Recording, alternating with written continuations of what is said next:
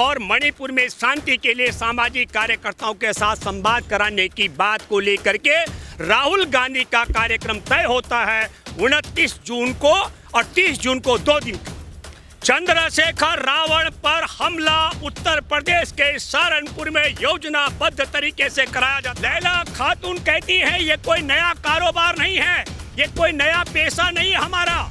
मरे हुए पशुओं की हड्डियों को ढोने का काम मेरे ससुर क्या। मैंने बहुत पहले कहा था कि मुसलमानों की पीट पीट कर मॉब लिंचिंग में हत्या कर देती है। मैंने कहा था दलितों को शिकार बना लेती है और मणिपुर में फंस गई भाजपा। मेडिकल कॉलेज हो चाहे डिग्री कॉलेज हो, तमाम के तमाम इम्फाल के अंदर है। और मैं आपको बताना चाहता हूँ, जो डॉक्टर हैं कुकी समुदाय के, आदिवासी समाज के, उनको वहां हॉस्पिटलों से ड्यूटी छोड़ के भागना पड़ा, स्वास्थ्य कर्मियों को भागना पड़ा। मेडिकल कॉलेज के छात्र भाग चुके हैं, डिग्री कॉलेज में पढ़ने वाले छात्र भाग चुके हैं, उनका भविष्य अधर में लटका पड़ा है। और आज मैं आपके साथ बात करूंगा कि चंद्रशेखर आजाद रावण का मैं जिक्र कर रहा हूं। 28 तारीख को सहारनपुर में जानलेवा हमला करने का षड्यंत्र क्यों किया गया। 27 जून को भाजपा कांग्रेस के केसी वेणुगोपाल ने ऐलान किया कि राहुल गांधी मणिपुर, जहां गृह युद्ध की स्थिति, मेतई समुदाय और कुकी समुदाय जो आदिवासी और गैर आदिवासियों के बीच में जो युद्ध चल रहा है, वहां शांति का पैगाम लेकर, शांति का संदेश लेकर के, और वहां जो राहत शिविरों में रह रहे हैं हजारों 50,000 के करीब लोग, उनसे मिलना और मणिपुर में शांति के लिए सामाजिक कार्यकर्ताओं के साथ संवाद कराने की बात को लेकर के राहुल गांधी का कार्यक्रम तय होता है 29 जून को और 30 जून को 2 दिन का। तो मैं ये कहना चाहता हूं, क्रोनोलॉजी का हिस्सा समझिए।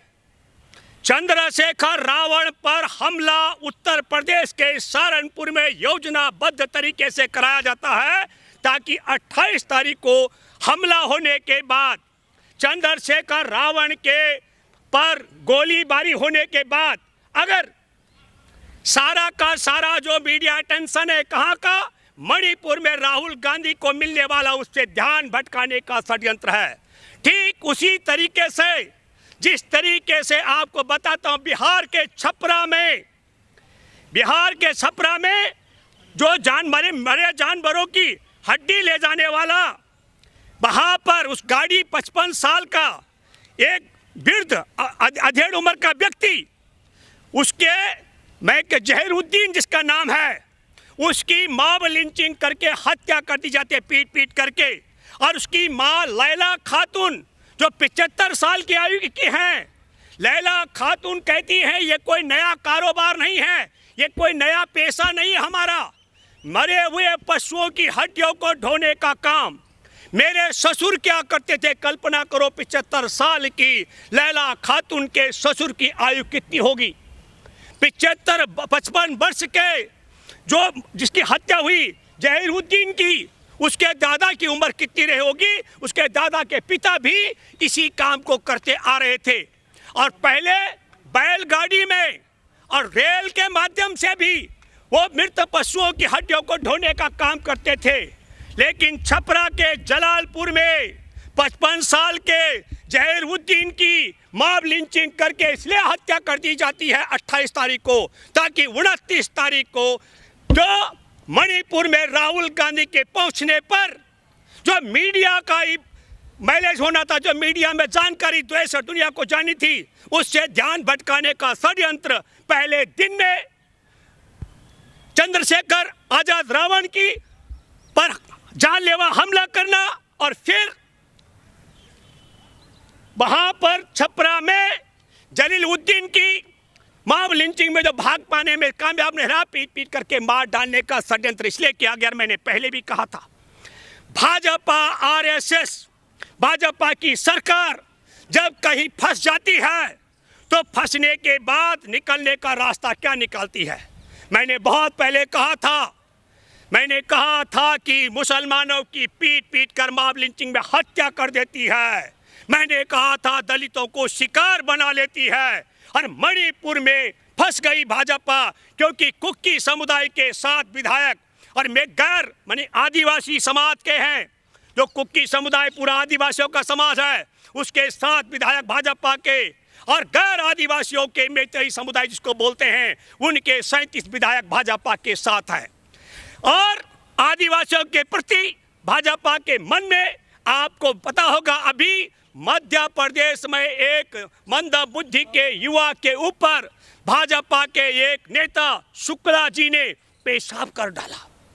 ये सोच और समझ है।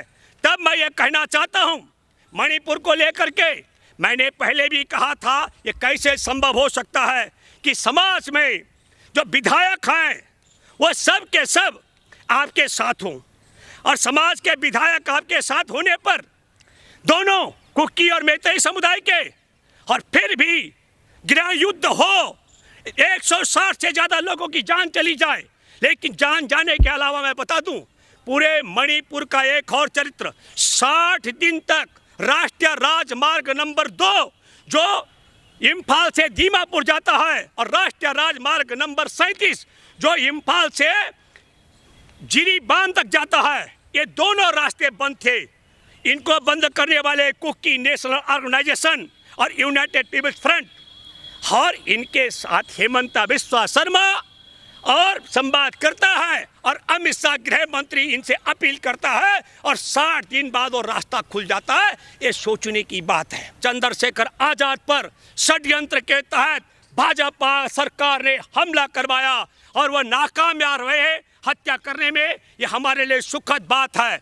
जो मारे गए सहारनपुर के पास हमला करने वाले जो लोग, प्रशांत, विकास और लबिश रणखंडी गांव के, और एक हरियाणा का, अब पुलिस क्या थ्योरी बना रही है? पुलिस कह रही है चंद्रशेखर आजाद रावण का काफिला चल रहा था, उन्होंने देखा और अचानक मन बना दिया। उन्होंने कहा यह समुदाय के खिलाफ बोलता है, सोशल मीडिया में इसकी बात हमको अच्छी नहीं लगती है, इसलिए हत्या करने की योजना बना दी। ये बिल्कुल दंत कथा है।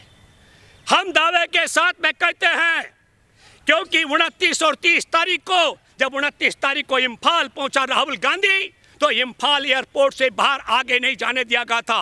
वो तो मणिपुर की महिलाएं सड़कों पर उतरी विरोध में, उसके बाद मजबूर होकर के राहुल गांधी को आगे राहत शिविरों तक जाने के लिए हवाई जहाज के, हेलीकॉप्टर के माध्यम से जाने दिया गया। इसलिए दोस्तों, मैंने बात पहले भी कहा था, आज भी डंके की चोट पे कह रहा हूँ, ईमानदारी के साथ में जहीरुद्दीन की छपरा जलालपुर में जो हत्या कर दी गई है, उसके ईमानदारी के साथ में सीबीआई की अगर जांच बैठाई जाए, क्योंकि पीढ़ी दर पीढ़ी से वो ये काम करते आ रहे थे। ऐसा कैसे संभव हो सकता है? ये संयोग नहीं, ये प्रयोग है कि 29 तारीख को राहुल गांधी मणिपुर जाने वाला था, इसलिए 28 तारीख को जलालपुर में जहीरुद्दीन की मॉब लिंचिंग करके, हत्या करके देश में सांप्रदायिक माहौल बनाने का षड्यंत्र किया गया। चंद्रशेखर आजाद ने 27 तारीख को कोई ऐसी बात नहीं कही जो किसी समुदाय विशेष के खिलाफ हो, जाति विशेष के खिलाफ हो। चंद्रशेखर आजाद के हर कार्यक्रम घोषित होते हैं, राष्ट्रीय नेता है अपनी पार्टी का। चंद्रशेखर आजाद पर हमला भी इसीलिए करा दिया गया ताकि चंद्रशेखर आजाद, पूरा मीडिया चंद्रशेखर आजाद की तरफ हो। उस पूरे मसले की, उस हमले की भी सीबीआई जांच करानी चाहिए। और मैं आप सब देशवासियों से अपील करता हूँ, तमाम देश में जो राहुल गांधी के मोहब्बत के पैगाम का सम्मान करते हैं, उन सब से अपील करता हूं, दूर दूर तक इस बात को पहुंचाया जाए। इतना दूर तक पहुंचाया जाना चाहिए कि विवश हो जाए मोदी सरकार। और मैं बिहार की सरकार से अपील करता हूं, नीतीश कुमार से मैं अपील करता हूं कि वहां पर जलालपुर में जहीरुद्दीन की हत्या की जांच, मुझे नहीं लगता है वो पुलिसकर्मी कर सकते हैं। जब जहीरुद्दीन पर हमला हो रहा था तो पुलिस वहां पर हमलावरों को देखकर भाग गई थी। इसलिए बिहार की सरकार की जिम्मेदारी बनती है कि इसकी निष्पक्ष जांच कराने के लिए सीबीआई से जांच की मांग कर दी जाए। और इसी तरीके से योगी आदित्यनाथ दूध का दूध और पानी का पानी कराने के लिए जो भाजपाइयों ने योजनाबद्ध तरीके से चंद्रशेखर रावण पर जानलेवा हमला करवाया है, इसकी जांच भी सीबीआई से करानी चाहिए। और मैं आप सब लोगों से अपील करता हूं, इस वीडियो को अधिक से अधिक लोगों तक पहुंचाने के लिए शेयर जरूर करें। धन्यवाद। जय हिंद, जय जवान, जय किसान, जय संविधान।